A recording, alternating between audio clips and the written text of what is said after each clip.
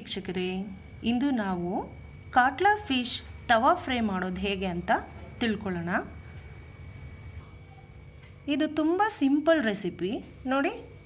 ರುಚಿಗೆ ತಕ್ಕಷ್ಟು ಉಪ್ಪು, ಹುಣಸೆ ಹಣ್ಣಿನ ರಸ, ಅಕ್ಕಿ ಹಿಟ್ಟು, ಹಚ್ಕಾರದ ಪುಡಿ, ಒಂದು ಮೊಟ್ಟೆ, ಕೊಬ್ಬರಿ ಎಣ್ಣೆ. ವಿಶೇಷ ಏನಂದರೆ ನಾನು ಈ ಮೀನಿನ ತವಾ ಫ್ರೈನ ಪ್ಯೂರ್ ಅಂದರೆ ಪರಿಶುದ್ಧವಾದ ಗಾಣದ ಕೊಬ್ಬರಿ ಎಣ್ಣೆಯಿಂದ ಮಾಡ್ತಾಯಿದ್ದೀನಿ.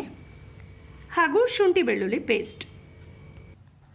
ಈ ಮೀನಿನ ಸ್ಲೈಸಸ್ನ ಕಲ್ಲುಪ್ಪು, ಅರಿಶಿಣದ ಪುಡಿ ಹಾಗೂ ಹುಣಸೆ ರಸನ ಹಾಕಿ ನೀಟಾಗಿ ತೊಳ್ಕೋಬೇಕು. ನಂತರ ಈ ರೀತಿ ಸಂಪೂರ್ಣವಾಗಿ ನೀರು ಸೋರಲಿಕ್ಕೆ ಈ ರೀತಿ ಜಾರ್ ಉಪಯೋಗಿಸಿ ಇಡಬೇಕು. ಫಿಶ್ ಸಂಪೂರ್ಣವಾಗಿ ಈ ರೀತಿ ಡ್ರೈ ಇರಬೇಕು, ನೀರಿನ ಅಂಶ ಇರಬಾರ್ದು. ಈಗ ಮಿಶ್ರಣ ಮಾಡೋಣ.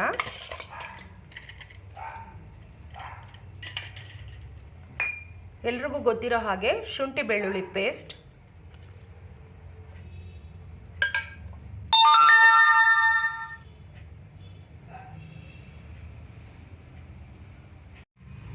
ಹಚ್ಕಾರದ ಪುಡಿ 2 ಸ್ಪೂನು.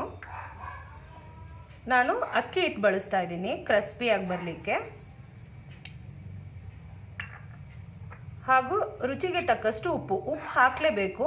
ಇದು ನಾವು ರೆಡಿಮೇಡ್ ಮಸಾಲ ಅಲ್ಲ, ಓಮ್ ಮಸಾಲ, ಹಾಗಾಗಿ ಉಪ್ಪು ಹಾಕಲೇಬೇಕು. 2 ಸ್ಪೂನು ಹುಣಸೆ ರಸ,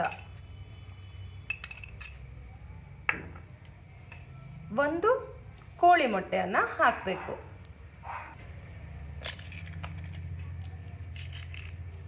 ಇದನ್ನು ನೀಟಾಗಿ ಎಲ್ಲ ಸ್ಲೈಸಸ್ಗೂ ಮಸಾಲೆ ಹಿಡಿಯೋ ರೀತಿ ಮಿಶ್ರಣನ ಕಲಿಸ್ಕೋಬೇಕು.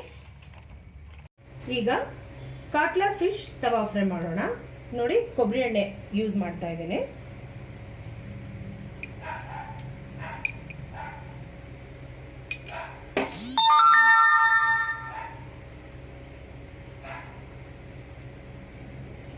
ಫಿಶ್ ಸ್ಲೈಸಸ್ ನೋಡಿ ತವೆ ಮೇಲೆ ಇಡ್ತಾ ಇದ್ದೀನಿ.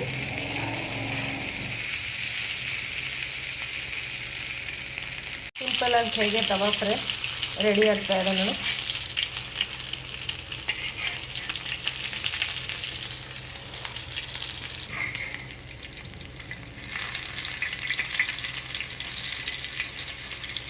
ಗರಿಗರಿಯಾದ ಫಿಶ್ ತವಾ ಫ್ರೈ ರೆಡಿ.